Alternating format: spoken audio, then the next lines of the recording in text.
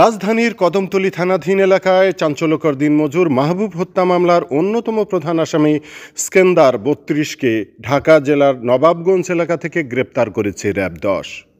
র্যাব-১০-এর media সেলের পক্ষ থেকে জানানো হয়, রাজধানীর যাত্রাবাড়ি এলাকার বসবাসকারী মোহাম্মদ মাহবুব দিনমজুরি করে তার জীবিকা নির্বাহ করত।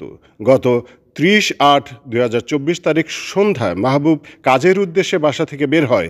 এরপর তার এক বন্ধুর সাথে কদমতলী থানাধীন মুরাদপুর হাই স্কুলের সামনে একটি বাসায় যায়। একই সময়ে উক্ত ঘটনাস্থলের পূর্বে থেকে ওত পেতে থাকা আসামি মোহাম্মদ স্কান্দার ৩২ পূর্ব শত্রুতার জের ধরে অতর্কিতভাবে চাইনিজ কুড়াল, সুইচ গিয়ার, চাকু ও কিরিচ দিয়ে ভিকটিম মাহবুবকে এলোপাথারি আঘাত করতে থাকে।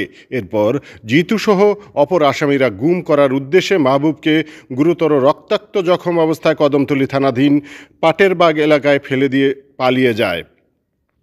পরবর্তীতে ভিকটিম মাহবুবের পরিবার খবর পেয়ে উক্ত স্থানে গিয়ে মাহবুবের রক্তাক্ত গলাকাটা লাশ দেখতে পায়। উক্ত ঘটনায় মৃত ভিকটিম মাহবুবের ভাই মোহাম্মদ ফজর আলী বাদী হয়ে রাজধানীর কদমতলী থানায় স্কান্দার সহ ৯ জন এবং অজ্ঞাতনামা আরও ১০-১২ জনের বিরুদ্ধে একটি হত্যা মামলা দায়ের করে।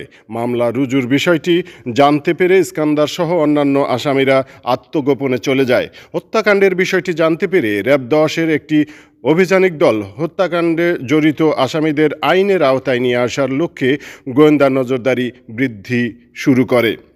এরই ধারাবাহিকতায় গত 18/২/২০২৪ তারিখ দুপুরে র্যাব-১০-এর একটি চৌকস দল গোয়েন্দা তথ্যের ভিত্তিতে ও তথ্য প্রযুক্তির সহায়তায় ঢাকা জেলার নবাবগঞ্জ থানাধীন গোবিন্দপুর বাজার এলাকায় একটি অভিযান পরিচালনা করে। উক্ত অভিযানে চাঞ্চল্যকর দিনমজুর মাহবুব হত্যা মামলার অন্যতম প্রধান আসামি মোহাম্মদ স্কান্দার ৩২কে গ্রেপ্তার করা হয়েছে। গ্রেপ্তারকৃত আসামিদের সংশ্লিষ্ট থানায় হস্তান্তর করা হয়েছে।